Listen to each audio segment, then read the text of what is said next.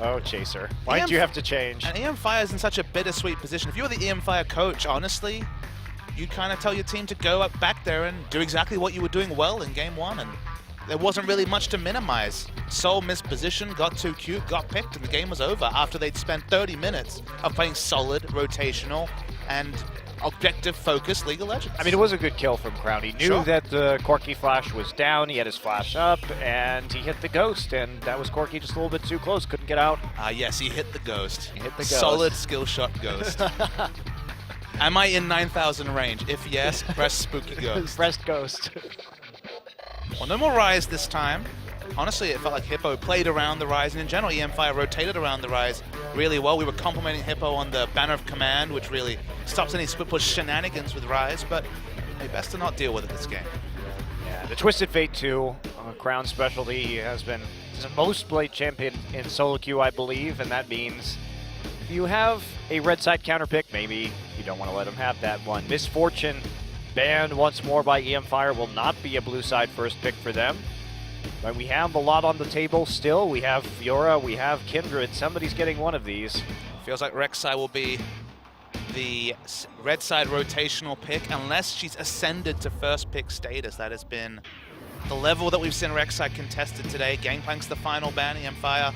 Edge was playing that fine. Again, more collateral damage for everything else that happened in the game. And yeah, that's a Kindred first pick.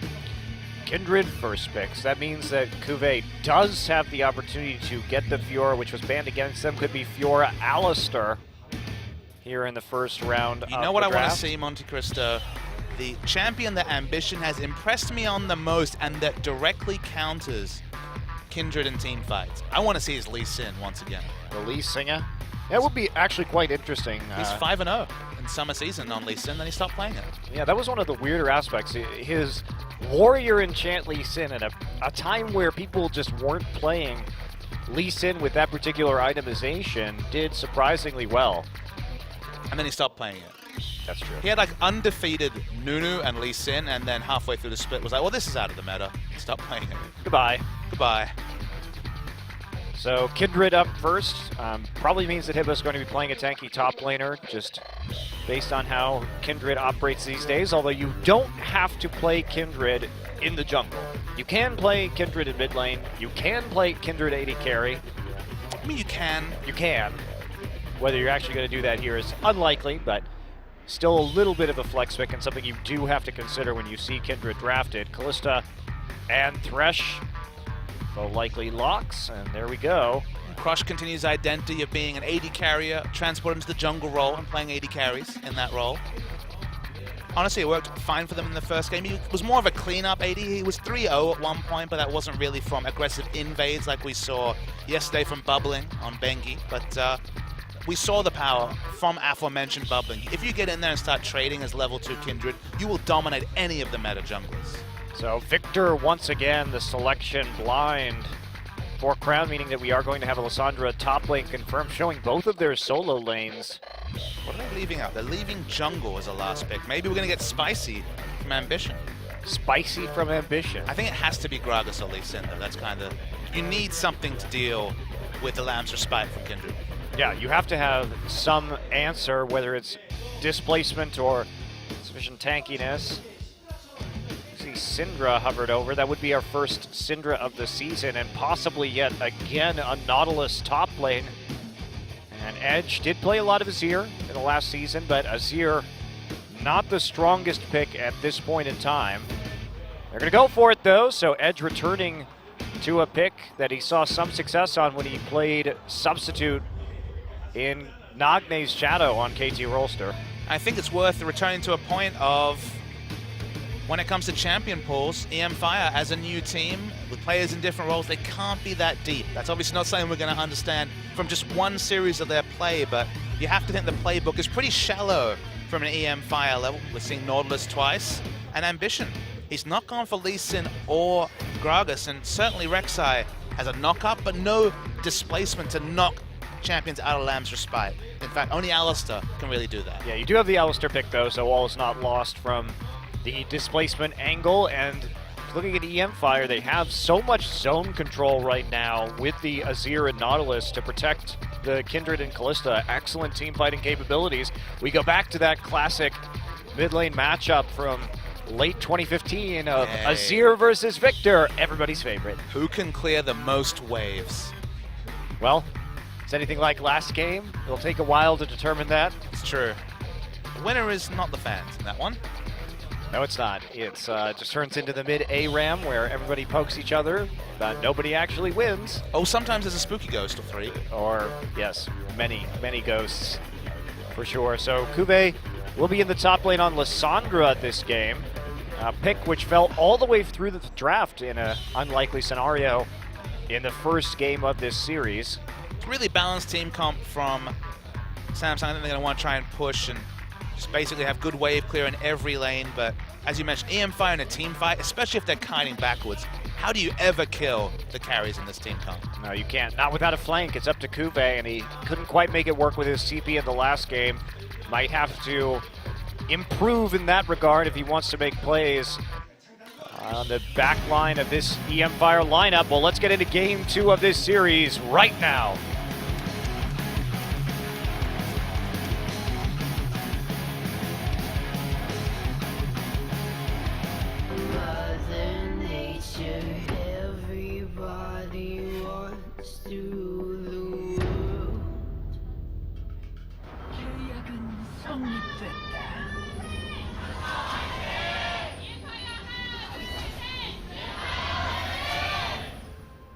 mFire fighting indeed.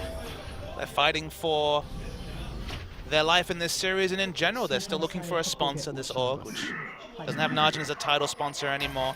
Fans are still with them, and that's a good thing to see. Yeah, certainly is. And they've pretty much shown up here. You really can't complain with how they went and how things went or how they played in the first game of this series. They kept things very even in a matchup that we thought might be very one-sided when it came to Samsung, but Samsung held on long enough. They had an individual outplay that they were able as a team to turn into a win nearly immediately. Crowns Victor, and he's back on that pick one more time here as everybody sets up at level 1 around the mid lane. And the exciting thing from our perspective as casters in a very long champion season is that so far we've seen probably the 2 teams that we're expecting to be right at the bottom, Jin Air and mFire, and both of them have made for pretty competitive series. Yeah. Now, whether they can hold up down the stretch is a question, because the strategic... Look at that head bopping. That's some nice head banging there.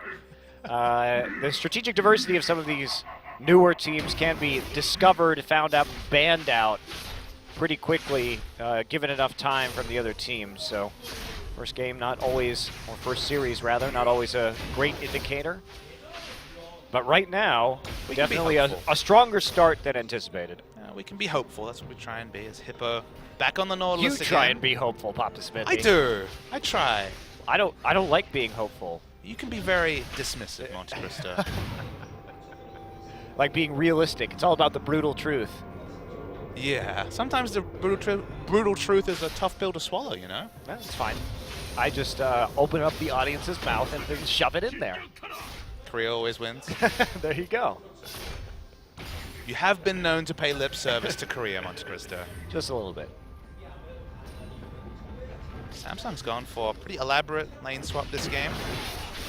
Still seeing the jungle follow. I kind of wondered where jungle follows were at, given there was experience changes such that you needed a machete or jungle item to actually get the big experience on the large creeps. I thought maybe delaying a camp or 2 would mean that lane swaps would be tougher to pull out, but for now, jungle follow has been observed by Samsung. Yeah, we may see some alteration to that as teams get more experience in the new season, but for now, it is the tried and true method of going through these lane swaps. And, you know, we really haven't seen too many lane swaps yet. A lot of standard lanes, or the last series, both teams swapping into the top side.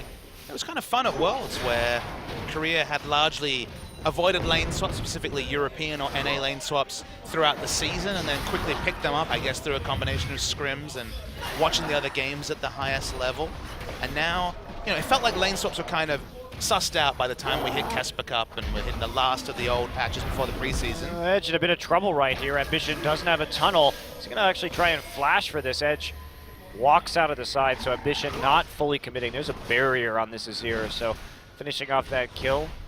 Could have been a challenge, but Kindred now helping in that bottom side. All the gold going over to Hippo for the time being. We'll see on the next wave. They will hand over that full gold to Kuve or not.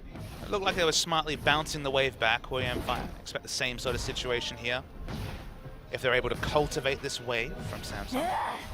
And it will be lots of money in the bank for Kuve as he perfectly bounces that wave. Very nice. All that Skrilla. Doesn't get much better than that. We like to see turret killing bounce mechanics. I love it, Papa Smithy.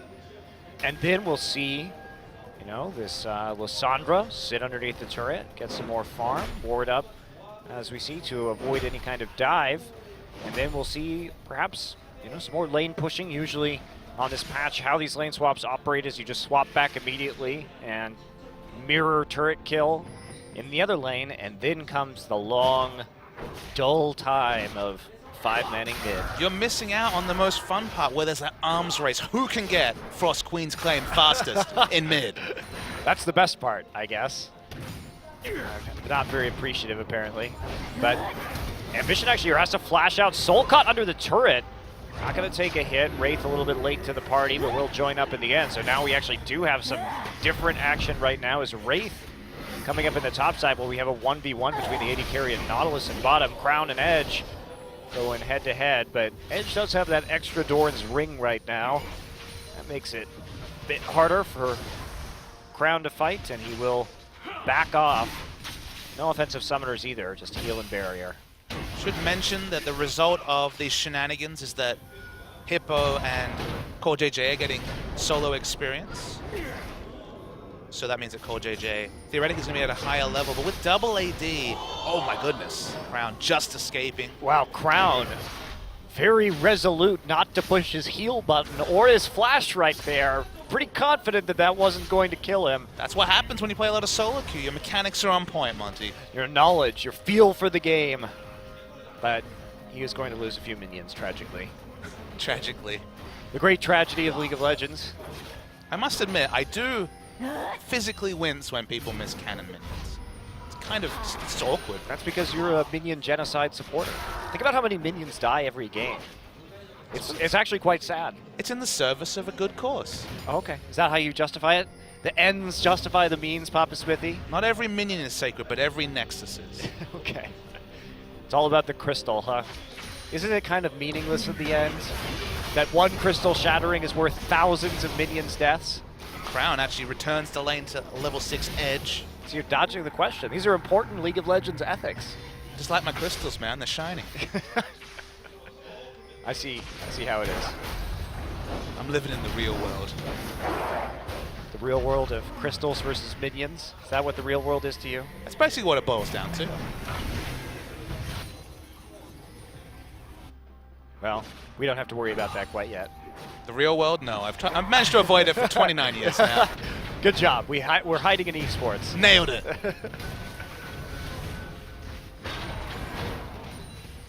Oh, man. Poor JJ, that solo experience. Hippo not level 6 yet, and we do see a bit of a dive coming through. Crush is there. Crush doesn't have any mana, though, and that means CoreJJ going to dodge the side, finish off the culling. Nicely played by Core. He does take a couple hits. Kuve there, TPing all the way down to make sure they can secure this turret kill, but that does leave Soul's Callista alone in the top lane. Crown and Edge having a very exciting mid lane battle. Edge runs himself with the mana ultimate. Love it. And the unique thing there was it's actually a smart TP from Kuve because they got all that turret damage in. They're going to eventually take out the turret as well if they so choose, while Callista was just maintaining the wave, denying Kuve up top. So the teleport, they get a kill, they get an objective, looking like 2 objectives, and Callista's not even punishing them on the minimap at all. Yeah, and the dragon too, that's when you have your teleport in the top lane, you do have more control over the dragon. Really nothing they could do with Hippo in that bottom side. And Soul here just trying to keep the wave where he can and bounce it back. But this will be a nice edge. Kuve getting the solo gold off the turret. Maybe even in CS, but now slowly gaining advantages over the enemy top laner. The argument is the reason why we're seeing so many Siege comps. Double AD has been the story in multiple games so far in Champions, is that the global gold from turrets is the biggest win condition or the biggest amplification you can pick up. Before it was getting your 5th dragon stack started, but now because the mid game is so severe where death timers are longer from 10 minutes to about 40 minutes, we just saw in the previous game the power of a pick in the mid game, that when you get that big global team-wide gold from the turrets, it just seems to be so much more highly prioritized over things, over other objectives. Yeah, and definitely has been the story of this very young season. And patch 524, which a couple days left here, will not be seen in professional play in most of the world. You're getting something you can't see anywhere else. Exciting 5.24 action. Brought to you by OGN. Until next week. So, well, it's, I won't say hot, sort of lukewarm and focused around the mid lane. Yeah. Hard sell there, Monty. I do my best. Told you, brutal honesty. It's the way forward. Fans know when you're lying. For you, it's not that often. You're pretty plain. Some would call you aggressive. Some might. All right, well, some action in the mid lane now. Wraith trying to wrap around the side. Only level 4, so he's going to take that Nautilus ult and then retreat into the enemy jungle where he is taken out by Soul's Callista. So they tried to make a play onto Azir, but the rest of mFire there and waiting. Kube has been farming up a storm, however, and now has an extremely nice freeze. Such a really poor time to try and make a pick when Cuvée didn't have teleport and had a massive minion wave. You know, most of the time you try and make plays around pressure, but right there, no pressure on that bottom side, and they knew, of course, Kube wasn't going to be showing up. Instead of just taking that slow advantage of the frozen wave, they get a little greedy and pay for it. Still healthily in the lead, however, and up a turret. And they have plenty of wave clear right now. Gonna play around this top lane. There's gonna be a hook onto Wraith. Level 4 still. Yeah, no follow-up sufficient to actually take him out, but they get some nice poke damage down. Core doesn't have the culling to clear out this wave right now, so it's just a little bit of poke here and there and the turret damage. Should have it for the next minion wave when it crashes into the turret if they go for another hard push, so sounds like they'll keep this. This is so much farming experience for Kube, though. He has kept this wave frozen forever. He's got both turret solo gold, and now he's going to get all this farm. The Rod of Ages timing is going to be really quick at Hippo. He's going to be living on basically the scraps of experience and gold he can pick up after that early 1v1. Yeah, very different from last game where he had some nice farm up in the top side. Kube still there, maintaining the freeze. What a weird world where freezing is once again viable. Freezes were so easy to punish, or so often punished last year, that it's surprising to see a freeze for now go unchecked. All right, well, or JJ will go ahead and clear this out. Ambition eats the hook, but there's not follow-up. Nice disengage there from Wraith. No real chance for a dive quite yet. You say this. Hippo trying to go around the side. Turret is low, but Edge there too. Victor now coming up to join the rest of his troops. Gugur is low. Hippo's going to be actually frozen in the gravity field and punted out, but there's the finisher. Core JJ turns it around as Kube sits there hilariously. I want to see the Cuvée cam. What's he up to? I want to see his face. Yeah, he's just chilling. He's like, this minion is going to be mine. I'm going to auto attack this. Let's see if he gets the cannon. Gets it. Yeah, baby. Get that cannon. This is basically the Nasus feels, where you're just sitting there being like, I know there's fights going on, but I'm there he stacks. He's just there. He looked pretty chill. He did look pretty chill. He's like, oh no, it's pushing back out now. All my hard minion pruning work has been ruined. Doing his best Flame in a day where Flame had to watch from the back room. Well, he's huge now, goes back, gets his Rod of Ages at 13 minutes, has 35 CS advantage. Let's talk about effective item difference between him and Hippo, who has Swifties. Only. Yeah, that's not good. It's not good at all. He's still going fast. He's got the Sonic approach, gotta go fast. I don't think the Sonic approach works in League of Legends. Otherwise, we'd see more Rammus, maybe some more Doran's rings. Spennu would be in a better state as well. Yeah, definitely true. Bit on the nose there. Oh boy. Well, That'll be buff taken from the Rift Herald, and mFire see if they can actually take it. This turret on top is quite low, and that'll be a finisher up there. I didn't see who actually picked up the Herald. I'm guessing it was No, that's not what you want at all. Hippo actually has the Herald buff. Oh. You probably don't want to be pushing very quickly when you were about to possibly get a freeze in the bottom side to catch up in terms of CS. This was the wrong decision. I mean, we've seen junglers pick it up, so possibly could have gone worse. I guess now you just don't have any control over a wave that was already headed your way. Well, I guess that's one way to stay 30 CS behind. Yes. Cultivating. Meanwhile, Cuvée is like, I found a wave. Look at this, it's pushing towards me. Meanwhile, we're going to take a dragon here, despite not having a whole lot of map pressure, but they've got enough on the bottom side and no vision right now from mFire. That feel when you get a freeze and the objectives. I hope that's the story of my life this weekend, Papa Smithy. Oh, I see. Clever. Watch the NALCS live on this channel. Coming up on Saturday. I just want to see GBM. You probably don't want to see GBM. No, I love GBM. What are you talking about? We'll be in the same game as your team. I know. Possibly doing unspeakable things. No.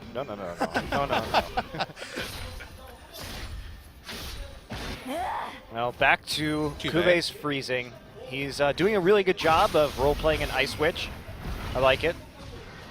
Anytime you can inject some role-playing into League of Legends, I find it highly amusing.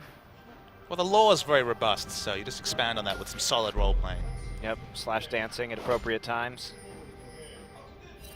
Hippo's building for the team. I mean, with how far he is behind, it was never going to be selfish itemizations. Oh, in the mid. Yeah, Crown actually going to get jumped right here, but Wraith over the wall, able to stop it. There's a knock-up onto Edge, and can they follow this up? Culling is here, but the Lamb's Respite is down. He's got to run. Nice knock-up coming through from Ambition. Edge is still alive somehow. Nice body block. Ambition pulled back under the turret. And will he actually fall? Yes, he will. Soul comes through. They're still going. And they're going to come through. There's the box right there with the ult on. Great turnaround from mFire, saving Edge at the very end. And Soul with the timely roam into the mid lane. Cuvée. Cuvée, you have a teleport.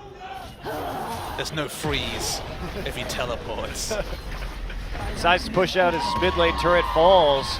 So that will mean even gold, but not so even in that top lane matchup. Fortunately, a few assists for Hippo gets him somewhat back in the mix. So we're going to see the replay. Remember, this whole time, Cuvée has teleport. Yes, the whole time. Doesn't find the time to teleport. Edge falls so low. You can understand going away from Just watch right at the end. Watch the flash coming in from Ambition. He goes for the knock-up. The heal comes through, he gets the heal, and then the Lantern Shield stops the burn from killing him. And then Ambition's just woefully out of position, and they take it from there as Cuvée the whole time on your minimap. Yeah, so many hooks, too. See the chaining of the CC from Nautilus Hook into Thresh Hook, just keeping Ambition underneath the turret. There's something apt about Cuvée, who's been dominating solo queue for a long time. Still, as we mentioned, has 2 accounts in solo queue above anyone on mFire. Watching his team and not reacting to it, playing his own game. You can just see him at the end being like, what even happened this game? I was freezing great. Yeah, did you see my CS advantage? Flame Horizon's still a long way away. It is, but he's working his way up there ever so slowly. 3 kills now to Soul, who's getting quite terrifying, hitting that 2-item Callista Power Spike. In a very good position to teamfight. He has a ton of protection to help him carry out in this one. Worth knowing the Edge. Given up on Frost Queen's claim, at least as far as we can see. He's gone for effective items, so he's actually battle ready, more so than his opponent, Crown. Yeah, he will get his Abyssal soon enough, however. Looks like Nashal's Tooth, as expected, coming through for Edge. Okay, so Cougar a little bit out of position. Will be found by Cuvée, and he's just going to die. Combo from Lysandra, who is this powerful already halfway through the Rod of Ages stacks. But how is his wave doing? Is it frozen? It is not, Papa Smithy. Bad news, I'm afraid. And now a dive here. Edge, the target under the turret. Lamb's Respite is there, however. Wraith trying to take this one out, and Ambition has to retreat. They, again, can't quite get the finisher, and they don't actually do that much damage to the turret, but Edge on the recall. They've got another wave here in a few seconds, and I don't know if they're going to be able to take it out. There's seemingly sufficient wave clear now that the Runins is complete onto Sol. But the preview we gave during Champions has pretty much come into full view. 2 team fights in a row. Getting through this tank line and killing someone through the Lamb's Respite has proved impossible for Samsung.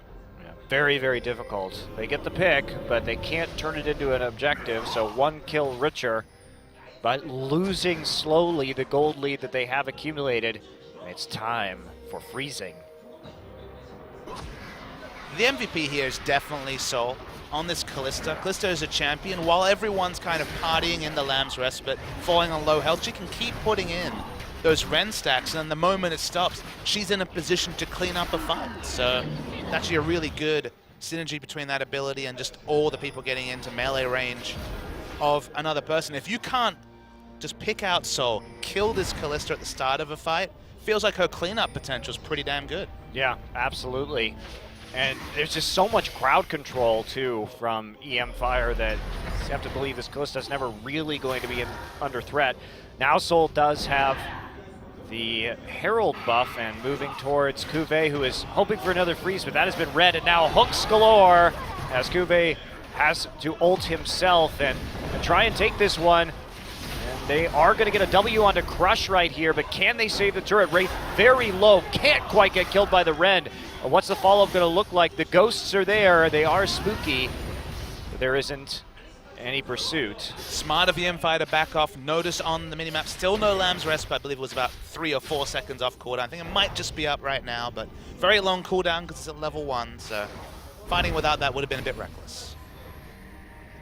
Yes, it would. So Edge here does pick up quite a bit of farm in the meantime and pushes it advantage forward with the Azir passive, keeping Samsung nice and bottled up. 3 seconds until Dragon, 2 already over to Samsung. They're the ones looking to continue that stacking this game, forcing these fights, but Edge in command of the mid lane wave right now, and everyone from mFire moving into the jungle. No, not too many wards yet. Gonna try and clear out this pink ward. Ambition tunneling out over to his blue buff, but they lose sight of most of these objectives. Cuvée does have TP, but it looks like they're just going to give this one up. Worth noting that this game, because it's less solo kill potential, as Crush is face checked by Ambition, does a lot of damage, it's a movement to lock it over Banner of Command. Oh, there we go. Nice attempt for Cougar to go onto Wraith. Wraith actually just bouncing over the wall with a ward and a headbutt, and then getting his recall delayed by some wayward Raptors. Big thing that Locket pickup tells me is that it's all about the team fights here for Hippo. A bit more proactive initiation role, and because there's burst from both top lane and mid, I think Locket's probably the smarter choice this game. Yeah. You nail on the head there. Cuvée now going to find Crush, and there's the pick potential of this Lissandra. They pile on through, and there's one turret going down. How far are they willing to go? Edge and Sol getting some nice poke damage, and that will not entice Samsung to move any further down the lane. Only the single objective. Nice pick coming through from Cuvée. When he's grouped, honestly, the team looks good. He's got most of the team's gold, given that he spent so much time free farming, and he had a big level advantage, which has been reined back a little bit at this point. The gold's, it's a couple of thousand gold advantage to Samsung, but the items that have been picked up by Hippo are team focused. So the team fights, I imagine, are going to be pretty close in a true 5-on-5 sense. Yeah, but Cuvé's still waiting to get the most out of this item. He is about 30 seconds away from fully stacking up his Rod of Ages. And once that item comes through with his Frost Queen's Claim, he's going to be in a very, very good spot. And kind of Lissandra prime time as he can continue to make these picks. He's gotten 2 important ones so far. And he did get only the assist for them. There's the claim done. And Ambition going to get bounced around, but flashes over the wall and out of the box. mFire wants to finish off this very low HP turret, but the culling make that rather challenging. Sol just taking a bunch of damage on the front line. Cuvé's here. There's some lifesteal, so we can lifesteal back, but Samsung are doing a really good job of denying, ending this turret and the global gold that comes with that. And there we go. Mass recall from mFire. They fail in their mission to push forward and take some more control over the lane. Crush is here, but so is Wraith, and he's going to have to dodge out of this. Grabs the crab. doing the crab grab before backing out. Hello, Edge gonna get knocked around, and now he's on the other side of his wall. Does get lanterned out, but Guger is gonna pay for it. So will Soul, who's caught out with the Lissandra ult right in the front line. Double kill for Core, who's going nuts, and now Crush delaying the inevitable merely as he falls for another kill for Core JJ. Picking up a delayed triple, and that's going to be a Baron. mFire file in slowly out of position, one by one, and the result is a resounding win for Samsung. The moment that Cuvée started grouping, their initiation potential, even with all the peel and tankiness on mFire's side, has been undeniable, and they're going to pick up a Baron very comfortably off the back of another forced fight from Samsung. Yeah, let's take a look at that one. See Edge. Whoops, that was a mistake too. That was certainly a mistake. Coming over blind. He has the shield. He lives a long time, but this time goes down on the back end. mFire is all over the place. Crush comes around the back, still has ultimate, but isn't in a position to work with his carries. If this team is a 5-man stack with 2 tanks in the front and peeling backwards, it is powerful. But when it's in a sloppy scrimmage like this, they're found out in this particular regard. Yeah, Edge also had to use several of his abilities to get over that wall, and once he found Victor, Crown again just taking advantage of it. And Crown has been very good this series about recognizing outplay situations on Victor. To his credit, it has changed both of these games dramatically, and every time Crown outplays somebody, it's turned into a Baron. Applying a lot of pressure again. Looking forward to picking up this outer turret in the bottom lane. Still even in turrets, so haven't been able to get a lot of that standing gold, so they're 7,000 gold ahead, and it's only going to grow as they push with this Baron. Yep. Powerfully moving forward on the map right now, looking for that first inhibitor. They have Lissandra in the top side. Cuvée comfortable with TP up. Hippo has got a few minutes left on his, so all they have to do is wait right now and transition into the mid lane to take out all the remaining outers. Hippo still really has the husks of some bigger items, only has Locket and Swiftness boots upgraded, really. Doesn't have much going on in terms of true late game items. Corday keeps poking out Edge, and mFire certainly on the back foot. Here's another turret falling quite quickly. They have a wave, a cannon wave no less, but they are just going to move smoothly into that top side, help out Cuvée, get the low-hanging fruit on the outside of the base in this game while they maximize their Baron power play, and they move to a very large lead of about 9,000 gold in 26 minutes. All 3 outer turrets, and they're not done yet. Getting what hits they can. Should be quite a bit, although we do see Core taking a bit of unfortunate soldier poke. Poking out. Samsung have all the control in this game. mFire, so far in the ascendancy last game, even more to that extent this time is Samsung, and it looks almost unassailable. Yeah, especially Samsung. They get the outer turrets. They have an opportunity to go get an easy dragon here in 20 seconds. Take what of the jungle they can. Ambition, getting a little ambitious there in terms of securing that red buff on an ult into the enemy jungle by himself. Thinks better of it, and now sets aside on a more realistic objective here in the Dragon Rise. It spawns. We'll put him at number 3. So they have a backup plan to win this game should this massive gold lead that they have accrued not be quite enough. I think it's more if they make some mistakes. It feels like Dragons will be on the plate every 6 minutes because of the map control they've had consistently. Even if they throw a team fight or two, the Dragons should still be pretty academic, so it's very much a backup plan. If they're forced to, if in still 12 minutes time they're fighting for 5th Dragon, that's probably going to be a litany of errors from Samsung to not have picked up the win by then already. Yeah, absolutely. So, Samsung now, no more Baron, but still looking to push in. Ambition trying to pressure the bottom side and move this wave forward. They have 2 at the base right now. Cuvée, the man in charge of pushing that top lane all the way up. So 3-way split push. TP now up for Hippo, but global advantage will be up for Samsung once Ambition actually has his ult again. And just in general, in every lane they have more than a 2-turret advantage, so this is minion changes in full display. In every lane, their minions are doing more damage to different degrees. and taking less damage. The minions will continue to push regardless of where Samsung's sending their resources. And the flow-on effect of this is you're never able to deep freeze minion waves. They're always going to push. There's always going to be resources given over to mFire. So starvation isn't really a win condition like it used to be, where SKT would ensure that you had access to no minion waves or your own jungle. Now you're always getting minion waves in the current patch. Yeah, but you do have to defend against all the waves at once.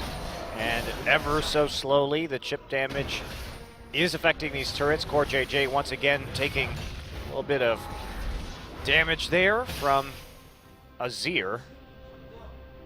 And actually does have to back off and recall after getting chunked. Everyone from Samsung heading back now. Not much accomplished on that last push, but they still maintain that same gold advantage.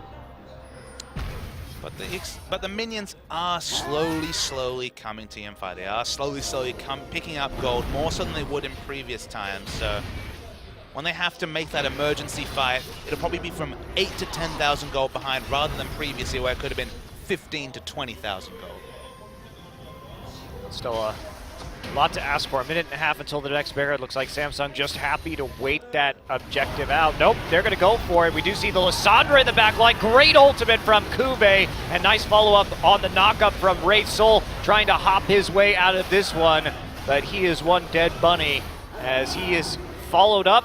Oh, he may live. He was a slippery bunny after all. Meanwhile, Hippo walking north in the enemy jungle, trying to hook himself out of trouble. That's not going to be very successful either. mFire with one man left on the Rift, and that means Samsung has the opportunity to push into some inhibitors. Not sure if they can actually complete the game with all the chasing, specifically the best pusher on their team, Core JJ, did, but they'll try and finish. Looking at the death time, it's about 15 seconds, but only Soul and Guga to stop the push. So probably just going to be safe inhibitors from Samsung. Oh, we have a few seconds left. Hippo, though, their front line out of commission, and no one there really to defend. Core gets hooked, but Core also will do the majority of damage now down on inhib number 2 and back off very safely. 24 seconds until Baron. Plenty of time to recall, get back to that objective. mFire now fully spawned once again, but 2 globals. Ambition actually playing a little bit of defense there for Core, and draws just enough time to allow Core to back. Baron's just about to spawn, but no realistic way for mFire to fight for that objective with all the minion waves pushing. Now Baron up minions, inhibitors down. In general, the minion wave push is just out of commission completely right now, so it should be a completely unanswered Baron from Samsung. Yep. No crab control either for mFire, so they don't have the guaranteed vision, sending a couple sentinels right now into the river, but those will be cleared out. Everybody's looking for teleport flank. Still in base. Here we go. They want to fight. They want to force this one. They can just play the waiting game. There's no reason to do the Baron right away. Just wait for the pick. You have the inevitable minion wave crashing into the enemy base, and they don't see Nautilus. So no one there with a TP to actually defend against double minion waves. Kuve, he's been very patient this game. Lying in wait. Here he comes. And there he goes, and they're going to lantern him out, but here comes this Lissandra. Beautiful ultimate. 5-man slow, and that'll just be chained into Wraith knockup. And that's going to be about it. Great combo and great initiation for Kuve. That's the kind of play that he needed to have this game against this very protected carry composition of the mFire. And there it is, the ace as Crown comes through for the finisher, and that'll be it. No second Baron needed to take game number 2 as Samsung takes a 2-0 in their first series of 2016. The textbook teleport flank on Lissandra. You could have told me it was Mara and I would have believed you. Such was the way that they both set up wards for him to teleport to and just the engage. That is why Lissandra frequently is banned or is taken her flex pick nature, and the fact that she is able to initiate despite being a burst mage. Really nice play from Kuve, and hopefully a preview of his continued improvements over 2016. Well, Wraith too, the follow-up on that Lissandra ult was absolutely gorgeous. Lissandra just bouncing the entire team up seemingly of mFire, and Very nice game from Samsung. A little bit of a slip up there, but for the most part, just playing the map better, denying so much CS with the deep freezes from Kuve. Yeah, the mFire had the control game one. It was an individual outplay by Crown that gave Samsung that win. But game two, good teamwork from Samsung, good warding, excellent flank engage to end the game. Samsung had so many issues with ending games last season. They and Jin Air had the biggest problems at translating early advantages into winning games, so it's nice to see them stack the deck in that situation, get the smart flank, get the engage, and finish a game clean. Yeah, and Core too, putting up a big stat line in that particular game, getting a pretty instrumental triple kill to take the first Baron and having generally nice positioning and use of the culling on Lucian. I mean, Core JJ, he was in a Dignitas lineup that didn't do a lot of winning, but I think he was always a player that got the respect of other pros and also other fans. He always played his role. He never really stepped out. It was never really the reason the team was losing. And he looks like a very solid hand. He might not be Fury levels of carry, but maybe he's just the reliable AD that this Samsung lineup needs to function. Yeah, and Core did most of his development. He was an amateur player here in Korea that was known mostly as a Varus one-trick pony before going over to Dignitas. But when I first saw him play, he did look promising. And he will indeed be your MVP of this game in his first series back in Korea as part of Samsung. He will take an MVP alongside Crown for that first game. And we'll take a look. Gorgeous culling. Very nice use of the dash to complete that on the other side. This was more of an Edge blooper reel than necessarily a Core replay. He just used everything to get to the minion wave in time, not respecting Victor just pushing aggressively down the lane. And basically, the rest of that fight was off the back of a poor play by Edge. Yeah, very unfortunate use of cooldowns blindly into Crown's Victor caused a knock-on effect that went to the first Baron of the game. But again, Core here, and Kuve had some spectacular Lissandra ults this game and great engages too. It's good to see Lissandra play to that level. Since so much Lissandra this time, been a lot of bans though, so that makes sense. This initiation, wait for the wombo between Lissandra and then Wraith's like, I can get in there too. Yeah, he can. Boom. Just goes right in for the combo, and meanwhile Core JJ just shooting fish in a barrel from the side. Double kill for Crown on that burst, but great team fight from Samsung to close out game number 2. We are going to go into an MVP interview with George here to translate for Crown and Core, the C team. All right, thank you guys. So today's second match, Samsung versus mFire. Samsung was able to beat mFire 2-0. And here is the MVP interview with Crown and Core JJ. Congratulations. First of all, for Crown, I know Samsung has got a lot stronger. How was the first game? I think because mFire is a new team, it felt like it was an easy match. But second game, it felt a little bit harder, and I'm worried about their future potential. After you guys got more team members, it feels like you guys have a stronger team. How do you feel? It feels like a stronger team, but sometimes the basic stuff that such as chemistry is not there yet. So we need more practice. I know the opponent played top Nautilus and Graves for jungle. So how do you feel? I wasn't worried too much, but I saw them playing a lot in solo rank, so we actually kind of noticed that before.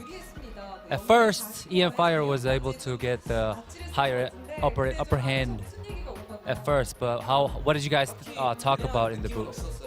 We actually didn't think too much about it. After the first teleport, we knew we kind of made a mistake, but after that we made a pretty good vision control, and then we thought we were going to be winning this game, and then we kind of won it. I know after you were able to get the solo kill from Corki, what was your thought process behind that? Soul I know Seoul didn't have flash, so I kind of followed him, chased down. I felt like I was getting the kill, so I just went there. Feels like I heard Samsung is playing very hard and practicing a lot. What's your goal for the season? Goal is the World League of Legends Cup, or but in reality, we really want to go to the playoffs. All right, that was it for Crown. Congratulations. All right, second game is, or second MVP is Core JJ. I know. Last year you were in Dignities in North American League. How do you feel about coming back to the Korean League? I think there are advantages and disadvantages of playing in both in Korea and North America. But I actually realized that LCK was the best league of the world, and I feel really happy for actually being able to play in this league. I know there's no MVP interview in North American leagues, so I heard you were really happy and you really were looking forward to getting an MVP interview. About 2 years ago, I never actually got the MVP interview for the whole years of playing here. But it feels like I played well and then our team played well. That's why I am here right now at the MVP interview. I think this would be your memorizing moment because you got MVP and a win. How did you guys prepare against mFire? I know mFire was a rebuilt team because they just had a lot of new members, so we're trying to take advantage of that. And then we actually looked a lot of them playing solo ranks as well. I know you got to Samsung with Ambition. How was Ambition? Do you like him? Whenever I'm stuck with what to do or what to do next, or if I need an advice, he's always there for me. So I think he's really reliable. All right, lastly, please say something to the fans in Korea. I'll try to play my best, do my best in Samsung. So please cheer for me a lot. Thank you. All right, that was the MVP interview for Crown and Core JJ. All right, take it away, guys. Thank you. Thanks, George. So words from Samsung. Another 2-0 here, surprisingly enough. We've only had 2-0s in our first 4 best of 3s. Relatively one-sided so far, but at least some of the games themselves have been close. And hanboks here in the audience, of course, Korean traditional clothing. So fun to see the fans showing up. And results tonight, Longju 2-0 over the generic Green Wings. And Game 2 especially, nice to see the Jace coming from Coco yet again. Both Longju and Samsung really turned it on in Game 2 of their series and really showed much more coordinated Smart League Legend.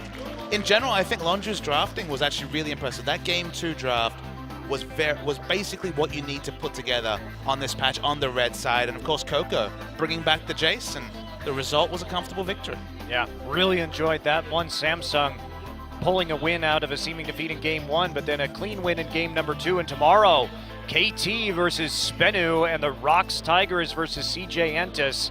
Spenu is a team on the rise. You may not think so after if you watched last season, but their new jungler, Flawless, is quite good, and Sassen and Nuclear have been really improving, so I'm interested to see how they do against KT, who came out looking quite strong themselves. I mean, it's a tale of 2 new junglers, whether it's Flawless, who played an excellent game in the relegation match, or it's Peanut on the Rocks Tigers. This team, second in the world, making such a big change. It's going to be interesting. Yeah, it will. So we will see you guys tomorrow. Will be me and Doa tomorrow night. Papa Smithy will be off, but back Saturday for some more League of Legends here on OGN. Again, we do have it 4 days a week now, Wednesday through Saturday at 5 p.m. Korean Standard Time. Exciting stuff. And we will see you guys for another couple days, another 4 best of 3s this week. while I wait for the Korean casters to wrap up here, I'm just going to keep this sentence going until right now.